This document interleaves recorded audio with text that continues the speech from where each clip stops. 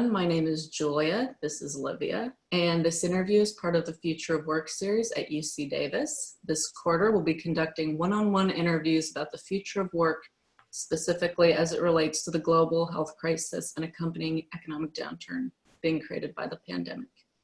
Today, we'll be talking to Jaime, the director of UpSkill America at the Aspen Institute. So why don't you tell us a little bit about your work and how it's changed in response to the pandemic? Sure, I'd be happy to. Thank you.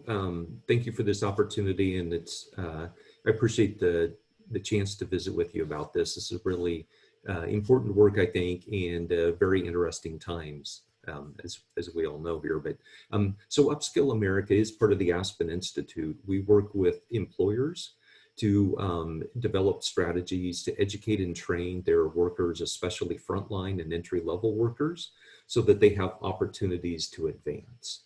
UpSkill America was created back in 2015. It was an initiative that was announced by President Obama, and it was a time that we were coming out of the last recession, when unemployment was starting to go down. A lot of people were feeling the recovery really kicking in, yet a lot of people were being completely left behind. And so it was kind of that context that we were created. A lot of people were doing really well. Others were just, the wages weren't going up. They weren't having opportunities to advance. Things weren't very good for them. So really, the last couple of years, the context has been different because we've had such a significant shortage of workers for a lot of employers. A lot of companies realized that they weren't able to really find the talent that they needed in the markets, that they were trying to focus more on building the skills of the workers that they already had. And so with that kind of background in mind, the long-term focus of what we're looking at really hasn't changed. Long-term, how are employers going to make sure that they have the skilled workers that they need, and how are they going to put practices in place so everyone has opportunities to advance and that everyone can access education, training, and development, not just high-level corporate executives. And so during the pandemic, how's my work changed? I don't think any of us really know what the new normal is going to look like. So I've spent a lot of time on the phone with companies, with learning leaders, with organizations that serve companies, and with education providers, just really trying to find out what they're learning right now, what they're seeing in the workplace, and where they think that this future might lead us. Thank you for providing that context. That was very interesting. Before we get into some of these questions that deal more with your specific areas of expertise, I'd like to ask you a broad question that's particularly relevant to students who might be watching this. And that question is, what advice would you give to graduating seniors or anyone graduating in 2020, be that undergrad, grad school? What skills do you recommend that students focus on developing? So as far as skills go, skills are really oftentimes depend on what the major is, what their degree is going to be in. But there are a number of cross-cutting skills that I just hear all the time from employers that they want to make sure that their new hires have. And those are things like communication skills, teamwork, digital literacy, and the ability to work in a changing environment. And probably more than anything, it's the interest and the willingness to continue learning once they're in the workplace. I think those are probably the things that I hear the most from employers. But related to skills, I think the other thing that I would really encourage people your age right now to think about is how they actually document the skills that they have. So as they think about the occupations that they're going to be going into, what credential might you be really is the skill that you need. And I think of things like if you're a marketing major, right? Do you have any sort of Salesforce credential? How can you show that you can analyze data? Do you have any sort of specific certificate that shows that as well. So in addition to your degree, think about how you can articulate what you've learned in your last years of schooling um, in in skills, in a language that employers can look at and know not just what degree you have, but what skills you gained through that degree. Right. And as far as the advice that you would typically give your average graduating college student, would you say that the advice that you would give a graduating college student has changed these past 3 months, given everything that's happened? Or would you say that the advice that you find yourself giving is largely the same? You know, I think it is largely the same. And I think actually, you know, not because of my own wisdom, but the people I talk to, the people that I learn from, I mean, I feel like the things that we've been stressing the last few years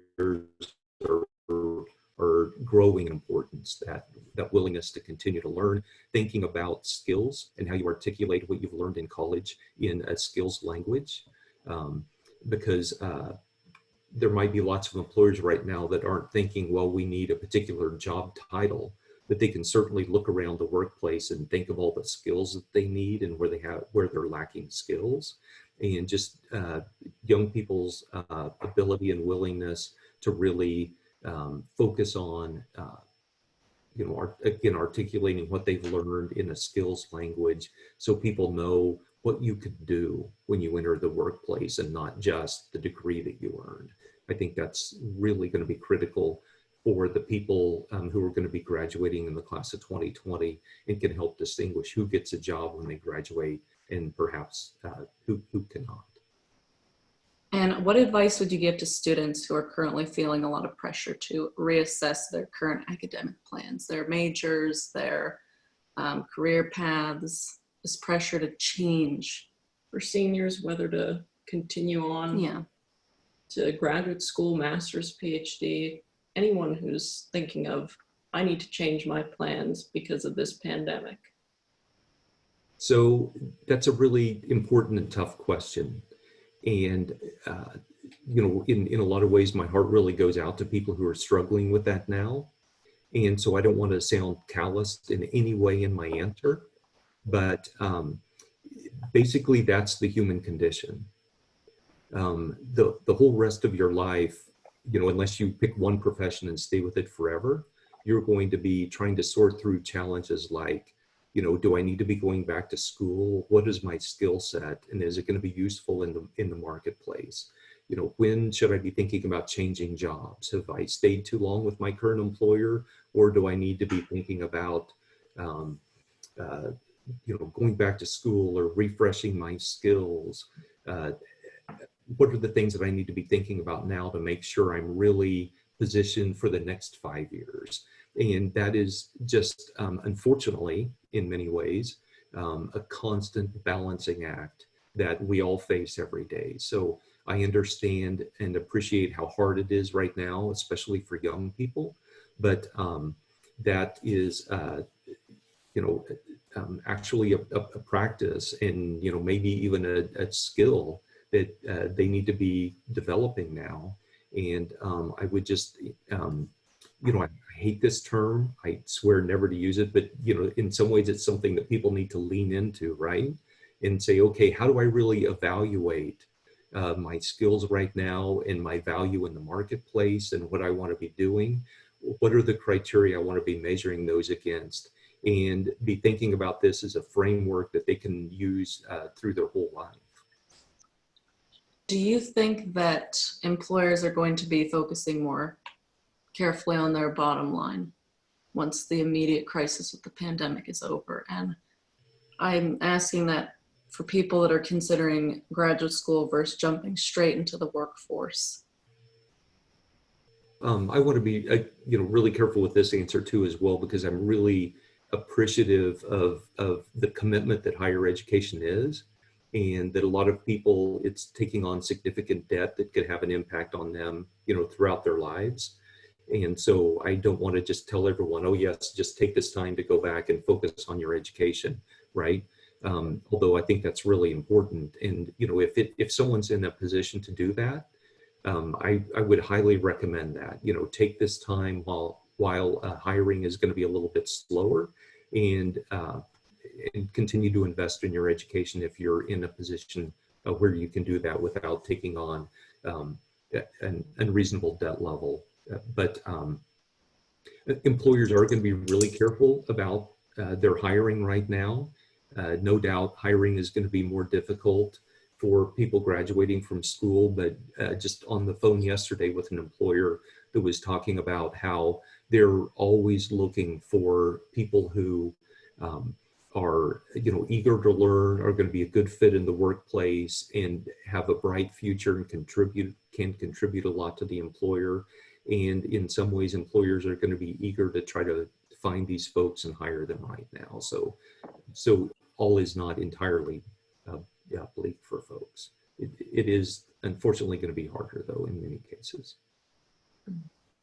And with that positive note, I'd like to shift gears to a more macro level question where I don't know if your answer will be quite so positive, negative, we'll see, which is with regard to workforce development, training, hiring practices, what existing social, economic, and policy constructs do you think are now being exposed as ineffective or problematic?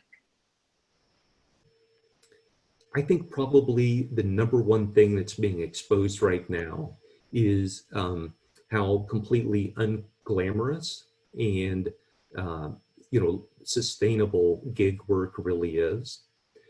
You hear from a lot of gig work employers who talk about the freedom that it gives people, the flexibility that it gives people. All of that is absolutely true. But in some cases, it gives people the flexibility to choose which 20 hours out of the day they want to work. And there really is a lot of downsides to this, gig economy work. And if people don't have the ability to have sick leave, if they don't have the ability to earn, vacation or, basic benefits, or frankly enough money to really provide for their needs, gig work is really not this great open door to the flexibility and freedom that it's sometimes sold as. So I think that's probably the biggest fallacy that's been exposed right now, if you will, in this time. Let's see, what other things would I talk about? I think the other fallacy that's really been exposed is the number of jobs, especially gig work, that doesn't allow people to earn unemployment insurance. Unemployment insurance is something that there are very strict requirements around it. And people who are doing gig work and other things most of the time aren't going to qualify for that. And, I think that's another real problem, something that from a policy level, we really need to look at. Thankfully, the new disaster unemployment insurance allows people to receive unemployment benefits in circumstances like this, but most times they're completely left out when there's an economic downturn and there's no longer a need for them. I could really go on and on. It's exposed how many people really don't even have access to reasonable internet or decent computers, or whether it's a student, whether it's a worker. People are being asked to work from home and be productive from home, but yet many times they've been paid so little for a number of years that they don't have decent living conditions. Maybe they're in a small cramped apartment with other people that they're having to live with, or there are multiple generations of families living together. I think all of these are really things that have kind of been pushed aside, or a lot of people haven't thought of much, but now with the pandemic and the kind of change in everyone's working conditions, it's really shined a bright light on it. And how do you see hiring, training, and other workforce development initiatives evolving in the aftermath of the pandemic? And how do you think it should change? So I think hiring, unfortunately, it's going to be slow coming out of this, right? I think employers are going to be very cautious. I think workers, frankly, are going to be very cautious too. I think they're going to be looking at employers and see which employers have been taking care of their workers and which employers have been kind of tossing their workers to the side. So I think hopefully job seekers are going to be smarter about where they want to invest their lives and their time and energy. The actual hiring process itself, I think people who are getting ready to graduate and looking for work, I think they need to be really well prepared for more video interviews and less in-person interaction throughout that hiring process than perhaps that they have been in the past. So that's something I would really encourage people to really, focus on. And, not just the hiring process, but I think we're going to see other changes as well. Thinking about training and education once people are in the workplace, I really think we're going to see a lot more companies using things like virtual reality for the training. And I think, I think those are probably the main points that I would touch on. And this question is a little bit more speculative, but in the aftermath of this pandemic, do you think that there are going to be any new jobs created, either in your field or the labor markets that you study? I'm not sure how well positioned I am to predict a lot of new jobs being created. I have thought some and heard from employers some about the way that existing jobs are going to change. And a couple of examples that I would give you, retailers for a couple of years now have looked at adding healthcare workers that would be available in the retail workplace.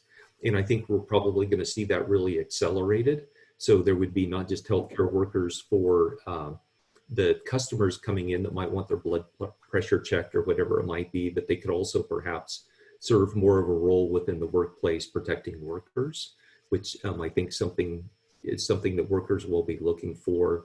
I think there could be some changes in, think of like custodial staff who used to be their job just to do basic cleaning of a workplace. Now they might be charged with disinfecting a workplace. So I think we're going to see additional changes like that. But as far as like what new jobs might be created, I'm not sure I have a great answer for that. All right. And speaking of changes, one of the big changes that we're already seeing now is the use of online tools to do remote work, which sort of everyone was forced to pick that up all at the same time very quickly. And there's this great American work from home experiment, as they call it. After this pandemic has passed, it's obviously unlikely that things are going to stay the same, that people are going to be working remotely to this extent. But it's also, I don't think it's likely that it's going to go back to the way it used to be either. I think people are probably going to want to have that remote work as an option for them. If the future of work is a hybrid of some online remote work, some in-person work, what do you personally think an ideal balance between those two would look like? I've been privileged really to work from home since 2011. So, I have kind of my own perspective and own opinion on some of this, but I think really a lot more people could be productive from home than what has been allowed to in the past. So I think we will see more people really demanding, hey, I've been able to show that my productivity hasn't declined over the last X number of months. So I want to be able to work from home more days. Interestingly enough, I think you'll see some people who are going to be so glad to get out of the house and return to the workplace. So there is that dynamic as well. But I really think more people will be working from home. I think the workplace will change. I think the number of open office spaces and the cubicles that people have been placed in, you're going to see a lot of changes in that work structure as well. So maybe some employers won't want as many people in the workplace at one time. So I think we're really going to see a lot more people be able to work from home, and people are going to be better positioned. They're going to have the technology. They're going to be to it. Maybe people who thought they wouldn't like it are now going to realize that they actually can be productive at home. Not having to commute has been a big help to them in many cases. So I think you'll have more people demanding it. It'll be interesting to see how employers respond. So many workplaces have moved to the open workspace where they're really people, I think we've learned over the last couple of months, in too close of quarters right now. And that, so employers may be really open to letting more people work from home so they have less density in the workplace. Just having worked from home since 2011, I would say that being productive in the workplace versus working at home, I think is more an issue of the culture of the workplace than it is the actual locality of where someone is. I mean, I just think some employers are set up and they have a culture where people can be successful, and others where, there's more water cooler talk, more personal interaction that they want people to be there. I will say that in some of my work, I've talked to a pharmaceutical company that had really eliminated work from home because they felt like a lot of the value was coming from people all being together in the workplace at the same time. So in some cases, it would probably depend on the industry, the sort of reaction we see coming out of this. But again, just to kind of summarize, I think you will see more people working from home. I think employers will be smarter about it and realize that there are things that they can do to help make people productive at home, and that having people in the workplace every day isn't necessarily a must-have. Yeah, all excellent things to keep in mind. And before we move to the last question, this is something that we like to run by all of our speakers. So, although the pandemic is creating social ills and shining a light on existing problems, it's also paving the way for positive social transformations. How can students turn these problems into opportunities? What career advice would you give to students who want to help solve some of the problems being exposed by this pandemic? And what paths, so entrepreneurship, local politics, government, think tanks, what paths would you suggest they consider exploring? Great. Well, I love this question. And this question has been kind of the point of many heated debates within my own home.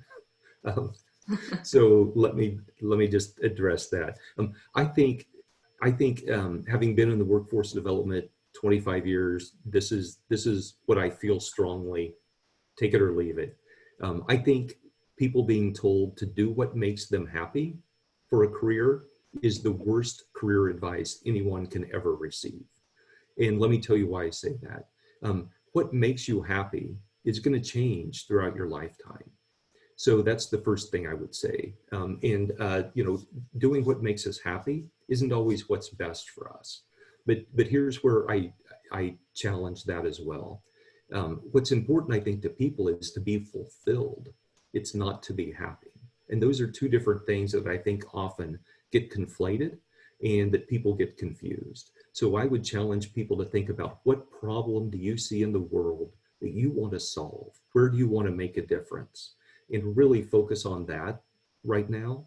And, whether it's, your first job out of school or whether it's where you spend your entire career, just really focus on, who are the people I want to help? What's the problem that I want to make go away? And how can I really invest my time and energy in that? To the other part of your question, I worked for 2 governors, 2 members of Congress, a federal agency in DC, and those were all really valuable experiences that I gained. They weren't necessarily very financially rewarding, but they were rewarding in other ways, and I wouldn't trade those experiences for anything. So I would encourage people to think about, is there a state agency or a local county government agency where I might be able to invest my time and energy and really learn a lot, learn about how problems are solved, what some of the barriers are to solving problems, and how might I be able to make an impact there. And, frankly, there was a tremendous amount of hiring back in the 70s. when a lot of baby boomers first went into state and county government, and a lot of those folks are retiring now. So there is a tremendous amount of opportunity. And I would encourage people to look at that and think about that again, whether it's the full career or just a job right out of school. But it can be very rewarding. You can have a significant impact. Yeah, nice pro-life tip. I did not know that. And although I wish we could keep this interview going on for much longer, I think it's time that we come to our final question, which is, again, totally speculative. If you were to write a book that was reflecting on this time, what would the title of that book be? Lots of really funny answers I would like to give you here, but I'll stay serious. I think it would be the old reversal of fortune, right? I mean, so many people, things were going great 60 days ago. I mean, incredibly low unemployment rate. The economy was booming, stocks were up, life was good. And just, like that, we have 22 million people unemployed. Something that, in spite of the pandemic, I mean, I don't think anyone pictured 22 million people being unemployed in 60 days. And I think that is probably the title that best captures really where we are as a country right now, how fast things have turned. And, I hope 6 months from now, I would want to be writing a book called The Reversal of Fortune, right? Where everyone's back in the workplace, stock market's back up, everyone's, employed again. And let's just hope and pray that that can be the case. Yeah. I like that title. Very upbeat, very poetic. Well, that was our last question. So thank you so much, Mr. Fall, for this great interview that you just gave. We really, really appreciate it. And I think that the students who are watching this will also really appreciate the advice you had to share. And thank you. I appreciate the opportunity. And I just, a word of encouragement. I mean, I know things look really bleak right now. Again, the number this morning was 22 million people unemployed. But so many people have gotten out of school, and for different reasons. The economy's been bad. I mean, this is why you develop a network, right? This is why you're good to people. This is why you have friends. And it's for times like this. And, do what you can to really advance yourself. Don't forget the people on your left and your right. How can you help them as well? And how can you help them kind of get a foothold in the workplace as well? I think when I graduated from school, I thought it was a big competition, right? That I wanted to get a job, and I really wasn't that concerned about my classmates. And as I've gotten older and have more perspective, you realize that you're really all in this together, and that there may be opportunities that come up that you don't think are right for you. Who can you help? And how can you help other people latch on to those, and just be the strongest support network for one another as you can possibly be. And you're going to get through this. I completely agree. This is a great message. Much needed words of encouragement. Thank you. Well, it's great to visit with you. I wish you both the best. Yeah, thank you. Thank you as well. And as always, we will be putting these interviews up on our website at futureofwork.ucdavis.edu. You can also get a preview of some of the interviews that are coming up on our website as well. So thank you for watching, and visit the website if you'd like to see more of these videos.